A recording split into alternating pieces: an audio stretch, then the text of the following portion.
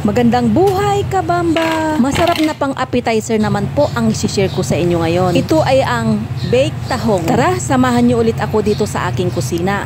Manood, matuto at mag-enjoy. Welcome po ulit dito sa Bamba's Kitchen. Meron akong nabili na 1 kilo ng tahong. Hinati ko ito. Ang kalahati nito ay iluluto ko pang appetizer. Yung kalahati naman pang ulam. O diba? Discarding nanay naman to. Dahil 2 recipe ang magagawa ko dito. Pero ang ituturo ko ay ang paggawa ng baked tahong. Magpakulo lang tayo ng tubig. Tsaka natin ilagay yung mga tahong. Pinakuluan ko lang ito ng 3 minuto.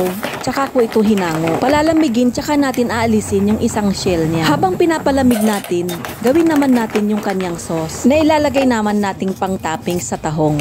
Painitin muna natin yung ating saucepan bago natin ilagay yung ating margarine. Pwede naman butter yung ilagay nyo. Sa mahinang apoy lang natin ito lutuin para hindi masunog ang margarine.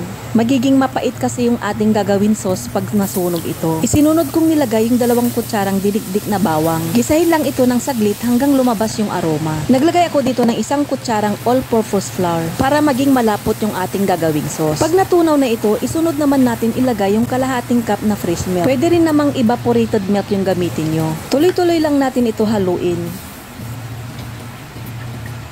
Ilagay na rin natin yung ating nagadgad na quick melt cheese. Kalahating cup naman yan.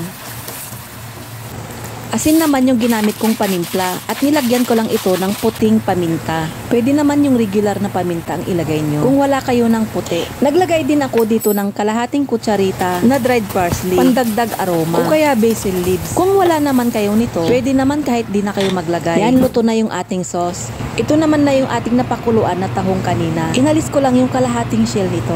At huwag din natin kakalimutan na tanggalin yung mga buhok nito para malinis bago natin naman ilagay yung sauce sa ibabaw.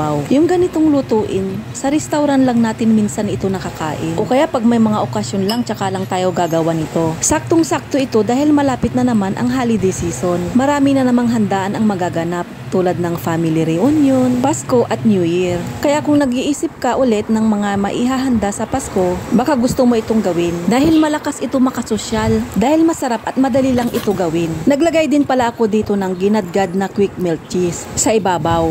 I-preheat natin yung ating oven sa 220 degrees Celsius bago natin ito ilagay. At i-broil ko lang ito ng 10 minutes. Yung taas lang po yung init niya. O kaya i-bake nyo to hanggang maging brown yung ibabaw. Minsan kasi hindi magkakapareha yung gamit nating oven.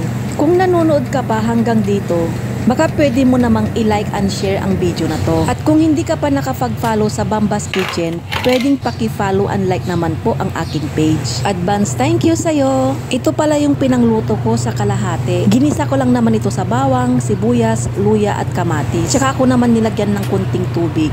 At dahon naman ng ampalaya ang kanyang gulay. Tara, sabay-sabay na tayong kumain. Salamat sa panonood, kabamba. Kita-kita ulit tayo sa aking next cooking vlog. God bless sa ating lahat!